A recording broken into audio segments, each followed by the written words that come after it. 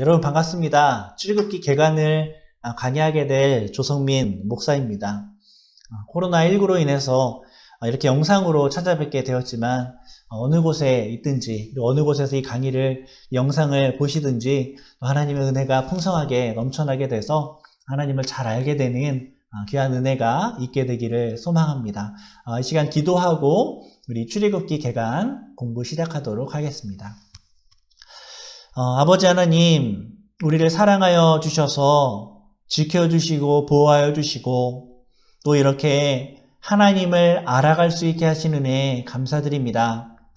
이 시간 공부하는 것을 통해서 우리 하나님을 알게 하여 주시고 또 하나님을 만나게 하여 주시고 그래서 하나님께 영광 돌리며 사는 것이 무엇인지를 깨달으며 그 뜻대로 살아가서 하나님께 영광이 되는 우리 모두가 될 수 있도록 역사하여 주시옵소서.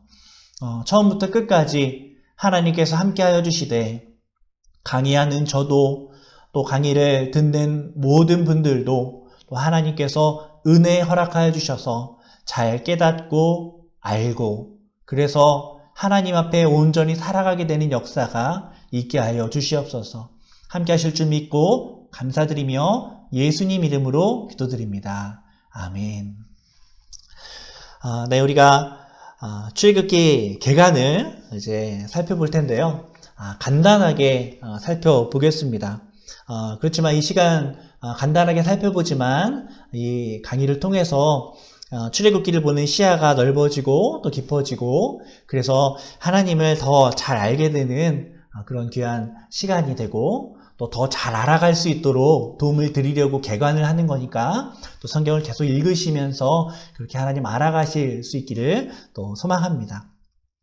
자, 오늘 강의 목차입니다. 먼저 출애굽기 이야기의 서론을 살펴볼 거고요. 그 다음 출애굽기 구조가 어떠한지를 우리가 살펴보려고 합니다. 그리고 키워드를 통해서 출애굽기의 핵심 메시지가 무엇일지 살펴보고요. 마지막으로 이 출애굽기를 통해서 우리에게 주는 신앙적인 교훈이 무엇일지를 한번 살펴보고 강의를 마무리하도록 하겠습니다.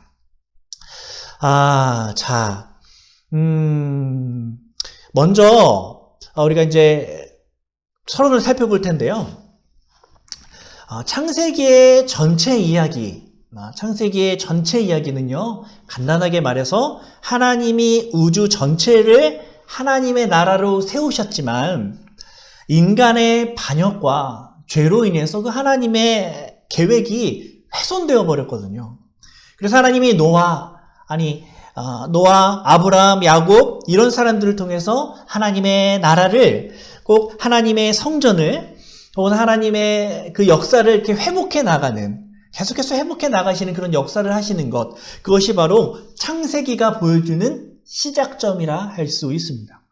그런데 창세기에서 우리가 하나님의 나라를 이야기할 때 굉장히 중요한 매개물이 나오거든요. 그것이 무엇이냐면 바로 언약입니다. 하나님은 언약이라는 매개물을 통해서 역사 속에서 하나님의 나라를 회복해 가시거든요. 그러니까 어떻게 하시냐면 먼저 약속하십니다. 그리고 그 약속을 이루시는 그렇게 일하시는 신실한 하나님이십니다. 그렇다면 창세기에 나오는 가장 중요한 약속, 가장 중요한 언약 무엇이라고 할 수 있을까요?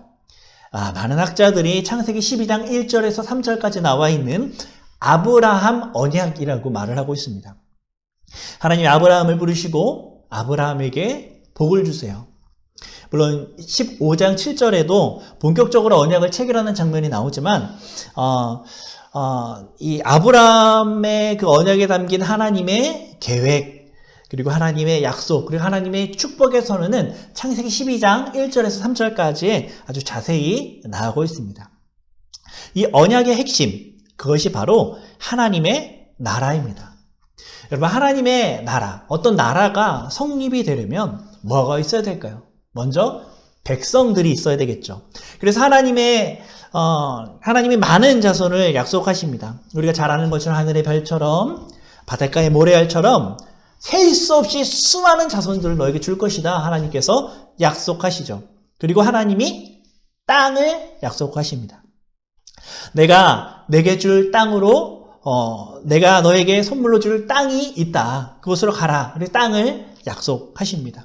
그리고 하나님이 이 자손과 땅의 이 축복들이 실제로 성취될 때까지 내가 너와 함께 하겠다. 내가 너와 동행하겠다. 그렇게 약속을 해 주십니다. 이런 목들이 창세기 12장 1절, 3절까지에 기록되어 있어요. 근데 사실 처음에요, 하나님의 약속이 굉장히 더디게 이루어지는 것 같아 보여요. 아니, 이루어지지 않는 것 같아 보입니다. 많은 자손을 주겠다 약속했는데요, 아브람 자신은요 100세가 넘도록 자식이 없어요. 100세에 겨우 자식 하나, 이삭을 하나 얻었는데 겨우 하나예요. 혼자입니다. 그리고 이삭도 자식을 낳았습니다. 근데 둘이에요. 에서와 야곱이죠. 그나마 하나는 또 언약에서 떨어져 나갑니다. 에서는 떨어져 나가요. 야곱 하나 남습니다. 그리고 이 야곱에게서 12명의 아들들이 나오죠. 3대에 걸쳐서 하늘의 별처럼 바닷가의 모래알처럼 수많은 자손을 약속했지만 사실은 꼴랑 12명, 3대에 걸쳐서 별로 이 약속이 이루어지지 않는 것 같아 보입니다. 근데요, 야곱의 아들들이 이 기근을 피해서 이집트로 내려가게 되고 거기서 400년 이상 머물게 되죠. 그곳에서 자손들이 어느 정도 생겨나게 됩니다. 그곳에서 하나님의 약속이 어느 정도 이루어지게 되죠. 자, 그럼 이제 두 가지 약속 중에 한 가지 약속이 성취가 됐죠. 또 하나의 약속, 무슨 약속이 남습니까? 땅이죠, 땅. 땅에 대한 복이 남습니다. 그래서 하나님은 자손에 대한 복이 어느 정도 성취되었기 때문에 이제 땅을 얻게 하기 위해서 그들을 출애굽시킵니다. 애굽에서 나오게 하십니다. 구원에 있어서 이제 다음 스텝을 하나님께서 역사하십니다. 그 이야기가 집약되어 있는 책이 바로 출애굽기라고 할 수 있습니다. 이게 바로 저와 여러분들이 오늘 공부하게 될 출애굽기입니다. 자, 이제 이 출애굽기 구조를 우리가 간단하게 살펴보겠습니다. 성경을 펼쳐보면서, 이렇게 한 장씩 펼쳐보면서 정말 제 얘기가 맞는지 이렇게 살펴봐도 괜찮을 것 같습니다. 출애굽기는 총 40장으로 이루어져 있죠. 그죠? 출애굽기 1장, 2장은요, 이스라엘이 이집트 파라오에게 압제당하는 장면, 고통당하는 장면이 묘사되어 있습니다. 430년 전에 요셉 때만 해도 아주 그들이 대접받았거든요. 이때만 해도 굉장히 환대를 받았는데, 이제 시간이 지나서, 이 요셉을 알던 이제 세대가 죽고 나자, 새로운 파라오가 나타나자, 이제 이스라엘이 압제를 당하게 됩니다. 이때, 모세가 등장을 하게 되죠. 또 3장에서 6장까지는 하나님이 모세를 훈련시키고 모세에게 사명과 소명을 주는 장면이 나오게 됩니다. 그 사명이 뭐예요? 내 백성 이스라엘을 파라오의 압제로부터 구원하라. 이게 바로 모세에게 주어진 사명이죠. 그런데 파라오가 호락호락 말을 안 들어요. 그래서 7장에서 11장에 뭐가 나옵니까? 10가지 재앙이 나오겠죠. 그렇게 10가지 재앙을 통해서 이집트를 아주 박살 내버리시는 이야기가 아주 시원시원한 이야기가 7장에서 11장까지 나오고 있습니다. 그 다음에 12장, 15장에서는요, 하나님께서 10가지 재앙 중 특별히 마지막 10번째 재앙 뭐였죠? 이집트의 장자를 다치는 거죠. 그걸 뭐라 그래요? 유월절. 그걸 나중에 유월절 사건이죠. 이 유월절 사건이 일어나게 됩니다. 그리고 이제 진짜 홍해를 건너게 돼요. 홍해를 도하게 돼서 이집트 땅에서 완전히 빠져나오게 되는 이야기가 12장에서 15장까지 기록되어 있습니다. 그리고 16장에서 18장까지는 3개월 동안 시내산으로 걸어가는 동안에 광야를 통과하는 광야 여행 이야기가 나옵니다. 여기서 만나 이야기도 나오고요. 무리바 반석 이야기도 나오죠. 또 19장 에서 24장까지는 하나님이 시내산에서 이스라엘 백성들과 언약, 율법을 이렇게 체결하는 이야기가 나옵니다. 그 다음에 25장에서 31장까지는 하나님께서 모세에게 성막을 어떻게 지어라 라고 성막을 어떻게 지으라고 지시하는 이야기가 나오고 있습니다. 또 32장에서 34장까지는 성막 지으라고 했잖아요. 그럼 이제 성막을 지어야 되는데 그 사이에 32장에서 34장이 끼어 있는데 어떤 이야기입니까? 황금 송아지 사건 이야기가 나오죠. 모세가 시내산 꼭대기에서 하나님께 이 10계명을 받는 동안, 하나님이 이 계명을 받는 동안에 이스라엘 백성들이 아론을 충동질해서 금송아지를 만들게 합니다. 배교하는 이야기, 그 이야기가 32장, 34장에 나오죠. 그럼 마지막 35장, 40장까지는 성막 건설을 시행하는 이야기. 그것이 바로 출애굽기의 이야기입니다. 그래서 우리가 1장부터 6장까지 이 앞부분을 보면요, 하나님의 신실함이 나와요. 여러분, 하나님이 이스라엘 백성들을 이집트의 속박과 압제에서 왜 구원하실까요? 그것은 바로 430년 전에 혹은 500, 600년 전에 아브라함과 이삭과 야곱과 맺었던 그 언약을 기억하시는 거예요. 그 언약을 신실하게 지키시기 위해서 하나님께서 그 신실함이 나타나게 되어 있는 그 이야기가 1장에서 6장까지의 이야기라고 할 수 있습니다. 그 다음에 7장에서 15장까지 10가지 재앙과 이 홍해를 건너는데 하나님의 어떠한 성품이 나타나고 있습니까? 하나님의 전능함이 이곳 가운데 나타나게 되는 거죠. 하나님의 능력이 나타나요. 이집트를 완전히 초점 박살을 내버리십니다. 바다를 가르시고 하나님의 백성들을 안전하게 건너게 하시고 뒤따라오는 이집트의 모든 군대를 바닷속에 수장시켜버려요. 하나님의 능력이 나타나게 되는 거죠. 그 다음 마지막 19장에서 40장까지는 뭐가 나타날까요?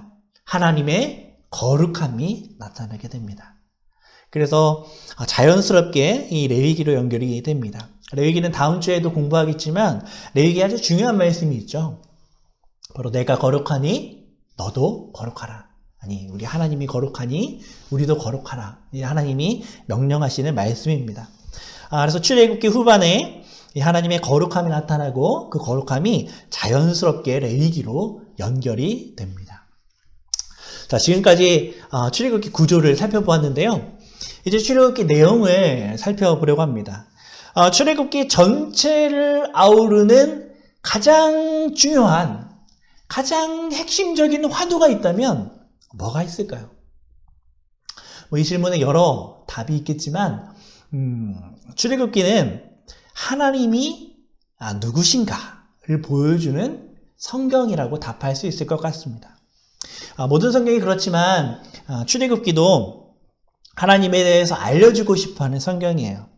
특히 출애굽기의 이 근본적인 화두는요, 하나님을 아는 거예요. 하나님을 아는 거. 이스라엘 백성들이 이집트에 몇 년 동안 있었을까요? 430년 동안 있었어요. 그 긴 시간 동안 어느 정도는 자유롭게 살고요, 어느 정도는 노예로 살게 되죠. 그래서 그들은 이집트의 문화의 영향을 받을 수밖에 없었어요. 우리가 일본에 38년 동안, 35년 동안 이 나라를 빼앗겼는데, 그 기간 동안 일본에게 받은 영향이 정말 적지 않거든요. 아직도 그 잔재들이 남아있는 것을 우리가 보게 됩니다. 근데 이스라엘은 몇 년 동안 이집트 아래에 있었냐면 430년 동안 그 안에 있었어요. 얼마나 많이 영향을 받았을까요? 이집트는요, 대표적인 다신교, 다종교 국가입니다. 신들이 80개가 넘습니다. 그런 문화 속에서 수백 년 살았어요. 아마도 아브라함, 이삭, 야곱에게 했던 약속을 어쩌면 다 잊어버렸을 수도 있습니다. 그래서 하나님은 이제 그들에게 하나님을 알려주려고 하시는 거예요. 그래서 출애굽기를 읽어보면요, 하나님을 알아야 되는 것의 중요성, 이 문구들이 계속 반복되어 나옵니다. 제일 먼저 모세부터 하나님 알아야 돼요. 그리고 당연히 이스라엘 백성들도 하나님 알아야 돼요. 그리고 그 자손들도, 그 다음 세들도 하나님 알아야 되겠죠. 그리고 이집트의 파라오도 하나님 알아야 돼요. 그리고 이집트의 모든 백성들도 하나님 알아야 돼요. 모든 열방이 하나님을 알아야 합니다. 하나님의 백성도, 하나님의 백성의 대표자도, 모든 열방의 대표자도, 온 세상도 하나님을 알아야 합니다. 그것을 명확하게 나타내고 보여주는 성경이 바로 출애굽기라고 할 수 있습니다. 하나님이 모세에게 파라오에게 가라고 시키죠. 모세가 파라오에게 말합니다. 하나님께서 하나님 백성을 이제 그만 이집트에서 떠나보내라고 명하신다. 그러자 파라오가 뭐라고 얘기합니까? 출애굽기 5장 2절에 보면 야훼가 누구 간대? 여호와가 누구 간대?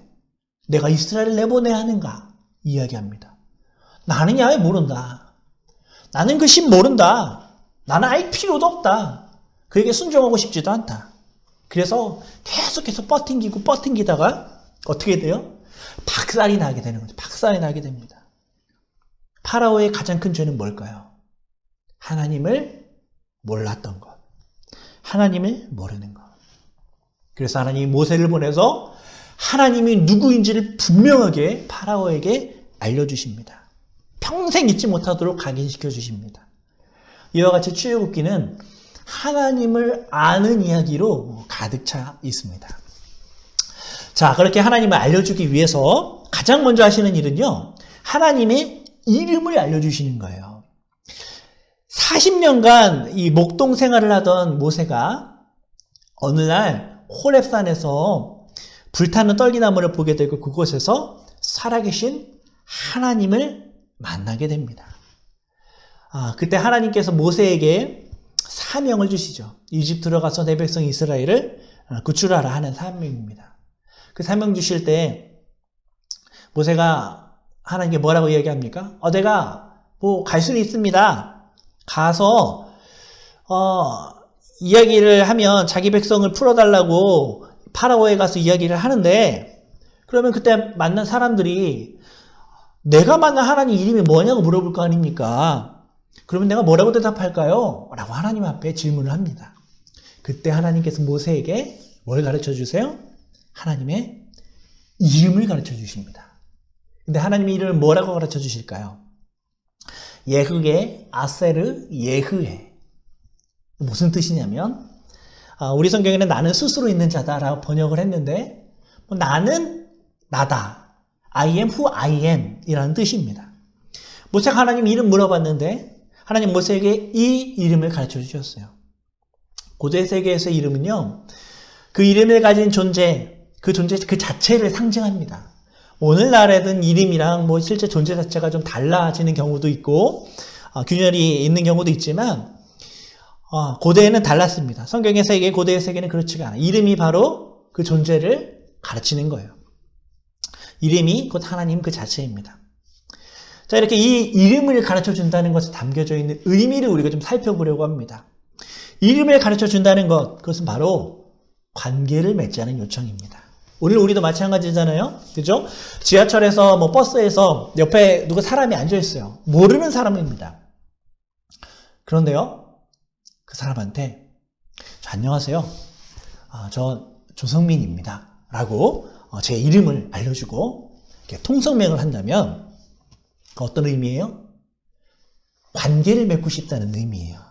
이 관계가 거기서부터 시작하거든요. 관계를 맺자고 하는 것은 이름을 알려주는 것, 통성명으로부터 시작이 되는 거예요. 하나님이 모세를 통해 이스라엘에게 자기 이름을 가르쳐 주신다는 것, 그건 뭐냐? 이제 너희와 이스라엘 백성들과 관계를 맺겠다라는 의미인 것입니다. 누가 먼저 손을 내밀었어요? 하나님이죠. 자, 그 다음에 하나님 이름을 사람이 하나님께 붙여주거나 지어주거나 한 게 아닙니다. 하나님 편에서 자기 이름을 가르쳐 주셨어요. 주도권이 하나님에게 있습니다. 사람이 하나님 이름 짓는 게 아니에요. 여러분, 이게 왜 중요하냐면 이 세상의 모든 종교는 다 사람이 그 신의 이름을 짓습니다. 성경의 하나님만이 자기 이름을 우리에게 알려주신 것이죠. 그 외의 모든 종교의 신들은 다 사람이 지어서 붙인 겁니다. 성경의 세계에서 이름을 짓는다는 것은 어떤 의미가 있냐? 그것은 바로 이름을 짓는 사람이 이름을 지음받는 그 존재를 소유하고 지배한다는 의미를 가지고 있는 거예요. 잘 아시는 것처럼 여러분, 그 얘가 창세기 2장에 아담이 동물들의 이름을 지어주죠. 너는 소같이 생겼으니까 소야. 넌 돼지같이 생겼으니까 돼지야. 너는 하마같이 생겼으니까 하마야. 이 말은 뭡니까? 인간이 이 모든 동물들에 대한 지배권과 소유권을 행사한다는 의미입니다. 그래서 다른 종교에서 사람들이 신들의 이름을 지는 것은 표면적으로는 그 신을 섬기는 것처럼 보이지만 실상은 무엇이냐면 내가 그 신을 소유하려고 하는 것입니다. 내가 불안해요. 사는 게 너무 불안합니다. 그래서 신 이름을 이렇게 지는 겁니다. 불안을 평안의 신 이렇게 이름을 지어요. 내 불안을 해소하기 위해서. 나는 굉장히 돈을 가지고 싶어요. 부자가 되고 싶은데 내 힘으로는, 내 능력과 노력으로는 부족해. 좀 불안하고 힘들어요. 이 욕망을 이룰 길이 좀 저는 없습니다. 그럼 어떤 신을 이름을 짓습니까? 풍요의 신, 돈신, 부자가 되는 신, 이렇게 신 이름을 짓고 신에게 계속 빕니다. 그러나 실제로 그 신은 존재하지 않는 거죠. 하나님은요, 인간이 하나님의 이름을 짓도록 허용하지 않으시고 하나님이 자기 이름을 지어서 인간에게 가르쳐 주십니다.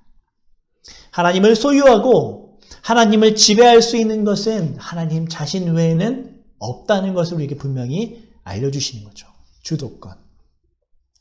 자, 근데 하나님 알려주신 이름이 뭐예요? 잘 이해가 안 돼요. 나는 나다. 예후의 아세르 예후의 이게 무슨 뜻일까? 우리의 인식 능력으로는 잘 알지 못하게 신비입니다. 그래서 하나님은 우리에게 항상 신비로 남아 계신 분이라는 것을 이 이름을 통해서 알려주십니다. 우리 평생 성경 읽고 이렇게 영상을 통해서 열심히 공부를 하고 계속 잠자는 시간 빼고는 계속 성경을 읽어도 우리는 하나님을 다 알 수가 없어요. 그래서 우리가 하나님께 따질 수 없습니다. 하나님 왜 이렇게 하세요? 왜 이런 일이 일어나게 하세요? 따질 수 없습니다. 하나님 우리의 인식을 뛰어넘으시는 분이십니다. 자, 그 다음에 하나님께서 자신의 이름을 존재함으로 표현하고 있습니다. 하나님이 존재한다는 거예요. 나는 나로 존재한다. 여러분, 이스라엘이 430년 동안 이집트에 머무는 동안 꽤 오랜 기간 이집트에 압제를 당하고 있었습니다. 가혹한 시간을 보내고 있었습니다. 그들의 고통이 너무 심해서 그 고통을 그 부르짖음이 상달이 됐다라고 표현하고 있습니다. 아마 그때 하나님을 믿고 있었던 이스라엘 백성들이 하나님께 울부짖었을 것 같아요. 하나님 힘들어 죽겠습니다. 왜 하나님의 백성이 이렇게 되도록 내버려 두십니까? 사는 게 너무 끔찍 같아서 송장 같습니다. 우리가 이렇게 부르짖고 이렇게 애타게 하나님 찾는데 하나님 왜 아무 일도 하지 않으십니까? 침묵의 시간이 430년 동안 흘러갑니다. 아마 이스라엘 사람들 하나님의 부재를 깊이 느꼈을 겁니다. 여러분 살면서 신앙생활 해나가면서 이런 하나님의 부재를 느껴보신 적 있으십니까? 다 있으실 거예요. 여러분 인생에 날마다 만나가 떨어지고 날마다 구원의 날이고 날마다 홍해가 열려집니까?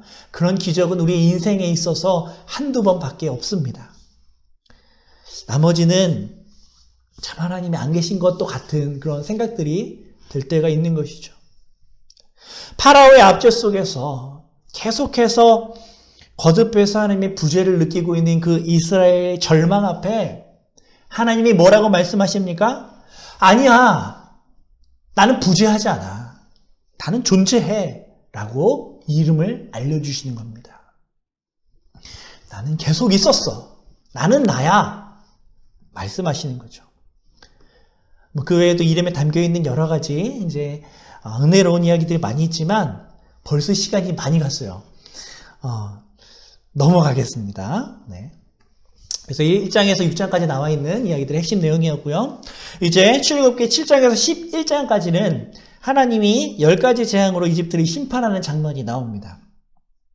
우리는 7장에서 11장까지의 내용을 통해서 하나님이 마치 용사 같아요. 이스라엘을 지키시는 용사 같습니다. 그렇게 자신을 계시하는 모습을 우리가 보게 됩니다. 제일 먼저 어떤 일이 일어나요? 재앙이 이제 일어나죠. 어떤 재앙이 일어납니까? 나일강이 피로 변합니다. 그리고 개구리, 파리, 악질, 독종, 우박, 메뚜기, 흑암, 장자의 죽음 이렇게 일어나게 됩니다. 이 대다수 학자들은 이 10가지 재앙을요, 이집트의 신들과의 전쟁이라고 이야기를 합니다. 해석을 해요. 실제로 출애굽기 12장 12절, 민수기 33장 4절 보면 하나님 뭐라고 말씀하시냐면 내가 이집트의 신들을 쳤다 이렇게 이야기하세요. 하나님이 10가지 재앙 통해서 이집트를 심판하셨는데 마지막 10번째 재앙은 파라오의 아들을 위시해서 이집트의 모든 장자를 치시는 거예요. 이 10번째 재앙으로 파라오가 손을 들게 되죠. 이 10가지 재앙은 사실 하나님과 파라오의 대결이라 할 수 있습니다. 하나님과 파라오 중에 누가 진짜 신이냐, 누가 진짜 하나님이냐 하는 싸움을 지금 하고 있는 거예요. 파라오는 어떤 사람이냐면요, 파라오는 겉으로 보기에는 인간 폭군이에요. 인간 압제자입니다. 그러나 그 이면에는 더 본질적으로 이집트의 태양신 라의 현신이에요. 우리 예수님이 하나님이 성육신 하셨듯이 파라오도 자기 스스로 신이라 일컫고 있죠. 그래서 이집트의 가장 위대한 신을 대표하는 인간 존재가 바로 파라오입니다. 그래서 하나님이 하나님과 이집트의 최고 신과의 그 싸움이 지금 이제 펼쳐지려고 하고 있는 것입니다. 그런데 파라오가 무슨 짓을 해요? 이스라엘 모든 남자아이를 죽여라. 그런 명령을 합니다. 이 명령이 무슨 의미일까요? 첫 번째로 하나님의 창조 질서를 무효화하는 짓입니다. 왜냐하면 하나님이 창세기 1장 26절에 사람을 만드시고 복을 주시고 생육하고 번성하고 땅에 충만하라 그랬죠. 그 말씀하셨습니다. 네, 파라오가 이스라엘 모든 남자아이를 죽여라 하는 것은 그 창조 질서를 무효화시키려고 하는 공격입니다. 뿐만 아니라 하나님의 구원 계획을 무효화시키고 있어요. 하나님의 구원 계획 뭡니까? 아브라함 자손으로 하여금 예수 그리스도를 보내고 하나님의 놀라운 구원 계획을 이루려고 하는 것이죠. 그런데 자손을 끊어버리려고 하는 거예요. 하나님의 구원 계획을 무효화하려고 시도하는 것입니다. 그러니까 파라오는 단순히 인간 폭군, 인간 압제자뿐만 아니라 훨씬 더 본질적으로는 하나님의 창조 질서와 하나님의 구원 질서를 대적하려고 하는 그 어떤 어둠의 세력의 수계 같은 역할을 하고 있는 겁니다. 하나님과 어둠의 세력 간의 그 치열하고 치열하진 않죠. 그 장대한 싸움이 이 압축해서 지금 나타나고 있는 것입니다. 이렇게 해서 10가지 재앙을 통해서 특별히 마지막 장자를 죽이는 이 유월절 심판을 통해서 하나님이 이스라엘 백성들을 구원하십니다. 이게 7장부터 14장까지에 나와 있는 중요한 내용이라고 할 수 있습니다. 이제 15장부터는 이스라엘의 여정이 시작되죠. 그리고 그 중요한 여정에 시내산이 나와 있습니다. 이 시내산은 모세의 오경과 오경에서 신학적으로, 문학적으로, 지리적으로 또 굉장히 중요한 장소라고 할 수 있습니다. 그래서 시내산의 문학적, 신학적 위치를 이렇게 살펴보면요. 이렇게 시간 관계상 자세히는 못 다루고요. 이렇게 나와 있습니다. 보통 이런 구조가 나오면요. 가운데 있는 X, 시내산의 원문, 이게 가장 중요하거든요. 또 보면요. 출애굽기 19장부터 민수기 10장까지 이 긴 시간이 바로 시내산에서 있었던 일들을 기록하고 있는 사건입니다. 레위기 전체, 민수기 전반부까지 계속해서 지금 시내산에서 일어난 일을 다루고 있는 거예요. 이 중요하고 역사적인 장소에 이스라엘 백성들을 데리고 오신 이유는 뭘까요? 과연 하나님이 이 시내산에서 무슨 일을 하고 싶었던 것일까요? 뭐냐면요. 이스라엘 백성들에게 새로운 정체성을 부여해주기 위해서, 새로운 신분을 부여하기 위해서 시내산에 데리고 오신 것입니다. 출애굽기 19장 5절에서 6절에 나와 있습니다. 그 말씀이 뭐예요? 우리가 너무나 좋아하는 말씀이죠. 우리가 너무나 좋아하는 축복성. 너는 택한 백성이요 왕같은 제사장이요 하나님의 거룩한 나라다. 이 내용이 바로 담겨져 있는 거예요. 이 거룩한 제사장 나라로 새로운 신분을 부여하기 위해서 지금 이스라엘 백성을 이곳으로 데리고 오신 겁니다. 하나님의 목적은요, 노예 근성이 찌들어 있는 이 이스라엘 백성들이 가나안 땅에 그냥 들어가게 하는 것이 목적이 아니에요. 하나님의 관심은 그들이 머무는 환경, 그것이 아니라 그들 자신에게 있는 거예요. 내 자녀가 부자로 좋은 집에서 좋은 땅 가지고 떵떵거리면서 사는 게 목적이 아니라 내 자녀가 바르고 의롭고 지어진 목적에 합당하게 살아가게 하는 것, 의인이 되게 만드는 것, 거룩한 하나님 백성이 되게 만드는 것, 그것이 바로 하나님이 정말 주고자 하는 은혜였던 것입니다. 그렇다면 왜 이스라엘은 제사장의 나라가 되어야 할까요? 그것은 바로 성전을 건축하기 위해서입니다. 그것이 이스라엘 하나님 백성의 사명입니다. 그래서 창세기에 나오는 족장들의 이야기와 신학적으로 연속성을 갖는 거예요. 창세기 아브라함과 야곱과 같은 족장들이 하나님의 제사장적인 존재로서 성전을 회복하려고 했던 것처럼 이스라엘 전체가 하나님의 성전을 회복하려는 그 길들을 가고 있는 것입니다. 그 사명을 시내산에서 부여받는 것이죠. 새로운 정체성을 부여하고 하나님의 성전을 건축하는 백성이 되게 하기 위해서 시내산에서 있었던 일들 중 가장 핵심되는 사건은 바로 언약을 맺었다는 겁니다. 성경 보면 20장 1절에서 17절까지는 십계명 이야기 나오고요. 21장에서 23장까지는 그 외에 수많은 율법 규정이 나오고요. 24장에서 언약을 체결하는 장면이 나옵니다. 이 언약 맺기 위해서 십계명 율법 규정들을 주는 것이죠. 언약이라고 하는 것은요, 쉽게 말하면 하나님과 이스라엘 사이, 하나님과 하나님 백성 사이에 특별한 관계를 맺는 것인데, 어떤 거냐면 하나님은 은혜를 베풀어 주시고 백성은 그 하나님 앞에 순종하고 충성하는 것입니다. 이렇게 결속되어 있는 것이 바로 언약인데요. 근데 이 충성과 순종의 내용이 무엇이냐? 막연하게 충성하고 순종하는 게 아니라 삶 전체에 걸쳐서 순종하고 삶 전체에 걸쳐서 하나님께 충성해야 되는 수많은 지침들과 규정들이 있는데 그것이 무엇이냐면 율법인 것이죠. 율법은 하나님께 언약적으로 순종하고 언약 안에서 충성하는 그러한 지침이고 기준이라 할 수 있습니다. 출애굽기 19장에서 민수기 10장까지는 총 613가지의 율법이 나옵니다. 그 중에 긍정적인 계명이 248가지고요. 부정적인 계명이 365가지입니다. 고대 이스라엘 사람들은 사람의 뼈가 248개로 이루어져 있다고 생각했어요. 그래서 248개의 뼈를 가진 사람이 1년 365일 동안 날마다 지켜야 되는 것, 그게 바로 율법인 것입니다. 고대 이스라엘 사람들은 그렇게 생각했다고요. 이 613가지의 율법을 요약해 놓은 게 뭐예요?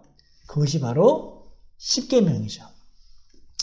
우리는 십계명과 율법을 자칫 우리를 올가매는, 우리를 부자유하게 구속하기 위해서 주기 위한 하나님의 어떤 규칙이라고 이렇게 생각하기 싫은데, 그래서 너무 싫은 거죠. 율법이 얽매이니까.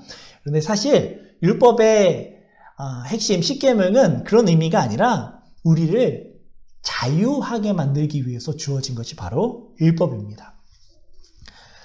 자, 그런데 지금 우리가 아까 전에 지금 살펴본 것처럼 이 십계명 이렇게 쭉 보면 나 외에는 다른 신을 두지 말라, 거짓 신으로부터 보호고요.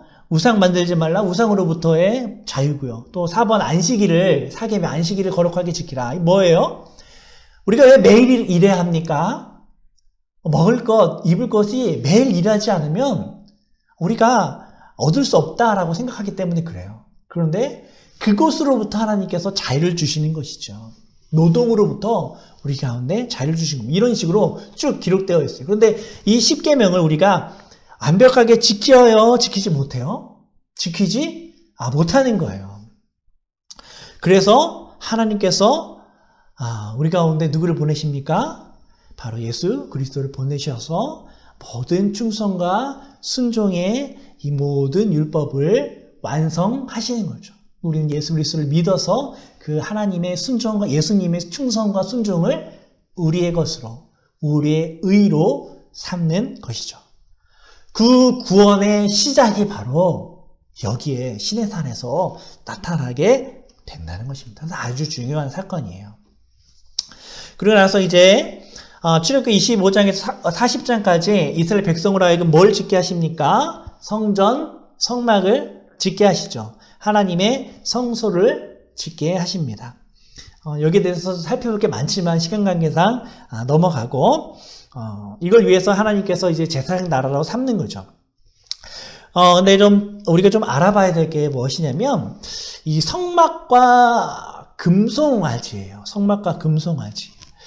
32장에서 34장 보면 모세가 시내산에서 10계명 돌판 받으면서 하나님 율법 받으면서 소식이 딱 끊겨지니까 이제 이스라엘 백성들이 불안한 거죠. 그래서 거기서 금송아지를 만들어 배교를 하는 사건이 나와 있습니다. 근데 그게 구조가 어떻게 나와 있냐면 성막, 황금송아지, 성막, 황금송아지, 성막 이러한 순서로 나와 있어요. 서로 성막과 금송아지가 이 경쟁하는 구조로 이렇게 기록되어 있거든요. 그래서 이 유사점과 차이점을 좀 살펴보면 유익할 것 같습니다. 성막과 금송아지의 유사점 첫 번째, 인도를 강조한다. 이스라엘이 약속의 땅에 들어갈 때 항상 성막이 앞서가는 것처럼 하나님 임재가 앞서가는 것처럼 이스라엘 백성들이 아론에게 금송아지를 요청할 때 세웠던 논리가 뭐냐면 우리를 인도할 신을 만들어달라 이렇게 얘기를 하거든요. 또 두 번째, 동일한 재료를 사용한다.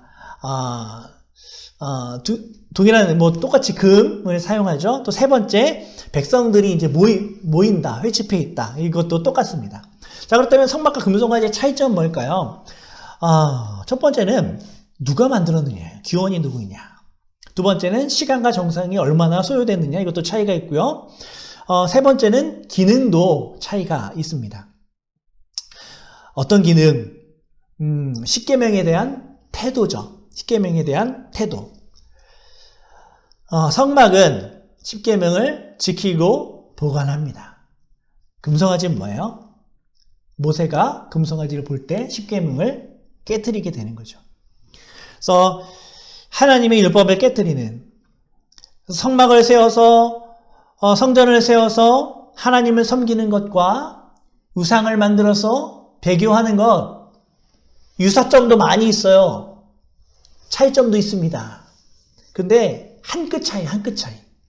신앙과 배교가 한 끗 차이인데 어마어마한 태도를 우리에게 알려주고 있습니다. 이 거짓 신앙이 동에서 서에서 먼 것처럼 양극단에 있는 게 아니라 굉장히 비슷한 형태를 띠고 있고 한 끗 차이지만 굉장히 다른 결과가 나타나게 된다는 것을 우리가 또 알게 되죠. 자, 이제 마무리를 하려고 합니다. 제 생각보다 시간이 또 많이 갔는데, 여러분, 출애굽기가 우리에게 주는 교훈이 뭘까요? 여러 가지가 있겠죠. 그러나 오늘은 출애굽기의 핵심 화두로부터 생각해 보려고 합니다. 출애굽기의 핵심 화두는 하나님을 아는 거죠. 하나님 출애굽기를 통해서 하나님이 어떤 분이신지를 우리에게 알려주길 원하시죠. 우리에게 하나님의 이름을 알려주고요. 열장을 통해 승리하는 하나님, 전능하신 하나님 알려주시고요. 신의 산과 율법을 통해서 우리를 새로운 백성으로 만들고야 마시는 하나님의 놀라운 역사를 알게 되고요.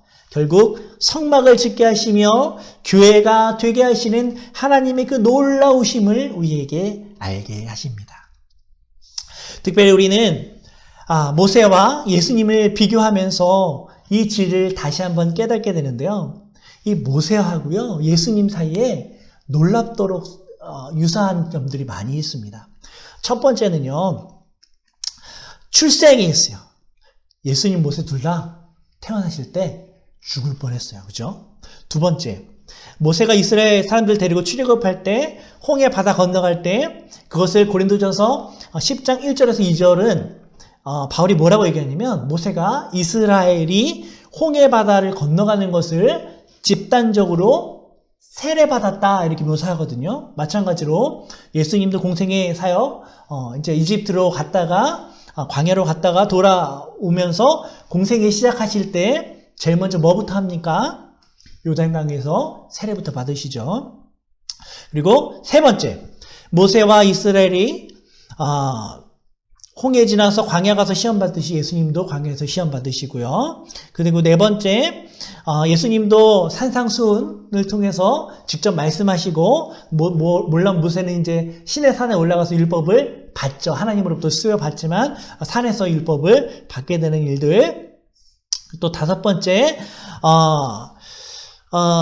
홍해 바다를 건너가면서 이집트의 모든 따라오는 군대를 몰살시켰던 것처럼, 모세가 몰살시켰던 것처럼 예수님도 군대 귀신을 갈릴리 바다에서 몰살시키시죠. 그리고 또 여섯 번째, 광야에서 하나님으로부터 모세가 만나를 준 것처럼 예수님도 광야에서 오병이어의 기적을 통해서 음식을 제공하시죠. 또 일곱 번째, 모세가 광야에서 무리바의 반석에서 생수를 줬듯이 예수님도 요한복음 7장 30절 39절을 보려면 뭐라고 말씀하시냐면 명절 끝날에 나를 믿는 자는 배에서 생수의 강이 흐르리라. 예수님도 생수를, 성령을 이야기해주고 계십니다. 자, 가장 중요한 것, 그것은 바로 모세의 핵심 사명이에요. 뭡니까? 성전을 짓는 거예요. 이스라엘을 출애굽시켜서 시내산에 데리고 와서 제사장 나라의 신분을 얻게 하셔서 그들로 하여금 뭐를 짓게 하십니까? 성전을 짓게 하십니다. 모세의 가장 큰 사명은 이거예요. 그럼 예수님의 가장 큰 것은 아니지만 예수님의 아주 중요한 사명, 그것이 바로 하나님의 백성들로 하여금 성전을 짓게 하는 것입니다. 그래서 어떻게 알 수 있습니까? 부활하신 주님께서 하늘과 땅의 모든 권세를 내게 주셨으니 너희는 가서 모든 족속으로 제자를 삼아라, 이렇게 이야기하세요. 모든 제자를 삼아라. 이 명령이 어떤 의미입니까? 복음을 전해서 각 사람을 하나님의 성전으로 만들라는 거예요. 각 사람이 가정에서 성전 노릇을 하게 하고 직장에서 성전 노릇을 하게 하고 그 거룩의 동심원이 점점 커지면서 하나님의 원대한 우주적인 교회를 만들라는 것입니다. 하나님의 전체 성전을 만들라는 거예요. 그때가 요한계시록 21장에서 새하늘과 새 땅, 예루살렘 성전을 이 땅으로 내려오게 되는 것. 그래서 모세는 예수 그리스도, 구원을 이렇게 잘 보여주는 모형, 역할, 그림자 역할을 훌륭하게 수행하는 구약의 가장 중요한 인물이 되는 것이죠. 그래서 출애굽기를 통해 우리는 하나님이 우리에게 무엇을 원하시는지 분명하게 알게 됩니다. 하나님의 나라를 세우는 것, 하나님의 성전을 회복하는 것, 교회를 세우는 것, 열방이 주께 돌아오게 하는 것, 그것이 바로 하나님이 궁극적으로 원하시는 것입니다. 그것 위에 이름 알려주시고 10가지의 재앙을 통해 놀라운 능력을 보여주시고 언약과 율법을 주셔서 새 민족 삼으시고 모세라는 지도자를 보내주시는 것이죠. 코로나도 그 무엇도 이 일을 막을 수 없습니다. 여러분이 각자 있는 자리에서 이 하나님의 부르심, 이 소명에 따라서 각자에게 주어진 사명을 충성되이 잘 감당하여서 하나님께 영광이 되는 그런 삶을 살아가는 우리 모두가 되기를 소망합니다. 시간에 기도하고 마치도록 하겠습니다. 아버지 하나님, 우리가 이 시간에 출애굽기를 통하여서 하나님의 뜻을 알고 발견하게 됩니다. 우리가 하나님을 더 많이 잘 알게 하여 주시고, 그리고 하나님이 우리를 향해 어떠한 계획을 가지고 계시다는 것을 깨닫고 그 안에서 하나님의 영광을 위하여 온전히 살아가게 되는, 그래서 이 땅을 거룩한 하나님의 교회로 만들게 되는 그 귀한 역할 감당하는 우리가 되게 하여 주시옵소서.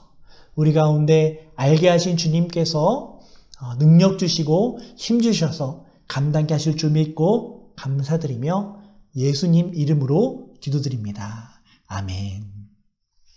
네, 여러분 수고하셨습니다.